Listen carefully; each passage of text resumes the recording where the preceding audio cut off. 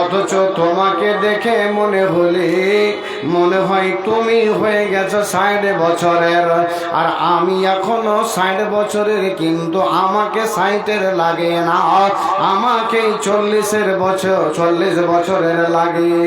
এ বাবা, তবে শোনে রেখো, 40, 30, 25, 20-এর যখন জওয়ানি ছিল, ওই জওয়ানিতে মনে যা করেছি সেটাই হয়েছে। আমি যদি মনে ভেবেছি আজকে সারাদিন কাজ করব, তবে সারাদিন কাজ করতে পেরেছি। আমি যদি মনে ভেবেছি আমি এখান থেকে হেঁটে চলে যাব কোথায়, কিষানগঞ্জ হেঁটে চলে গেছি, অথচ রে যুবক আমার কোনো অলসতা হয়নি। আমি কোনোদিন এটা অনুভব করতে পারিনি যে আমার শরীরে কোনো ক্লান্ত এসেছে, এরকম কোনোদিন হয় না। ভলেন্টিয়ার যারা আছো তারা নিজ নিজ দায়িত্ব পালন করো। ভলেন্টিয়ার যে কাজে রাখা হয়েছে, ভলেন্টিয়ার তো ওই কাজে পাওয়া যায় না। অতএব যারা ব্যাচ নিয়ে ঘোরাফেরা করছে এদিক ওদিকে না করে নিজের কাম দেখো। জুত করে কহে দেন, যেটি কহার আছে যেটি ওইটি একদম কহে দেন, খাইবে তো চল যাও। ভলেন্টিয়াররা যদি কাম করার হয়তো করো, যতটি আছে একবারই কহে দেন। হ্যাঁ, আরো কহেন 5 মিনিট টাইম নিলেন, তারপরে কিন্তু আর টাইম দেবো না। কহেন আর কিছু করবেন ভাই? ভলেন্টিয়াররা মানে যারা দায়িত্ব নিয়েছেন, দায়িত্বশীল, আপনাদের দায়িত্ব হিসাবে কাজ করেন, এটা অনুরোধ। যাদের খাবার প্রয়োজন আছে, মনে হয় মাদ্রাসাতে আছে নাকি, মাদ্রাসাতে খাবার মানে জায়গা আছে, মাদ্রাসায় যা খেয়ে নেবেন।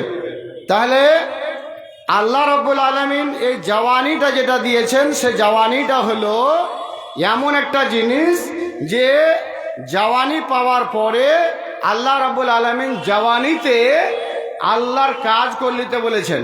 জওয়ানিতেই আল্লাহর কাজ করলিতে বলেছেন। কি কাজ? আল্লাহর ইবাদত। আল্লাহর ইবাদত জওয়ানিতে করে নিতে বলেছেন আল্লাহ, যে আমার বান্দা, যখন তুমি তোমার দুনিয়ার কাজ করতে যখন হিম্মত পাবে, শক্তি পাবে, তখনই তোমরা আমার ইবাদত করে লিও।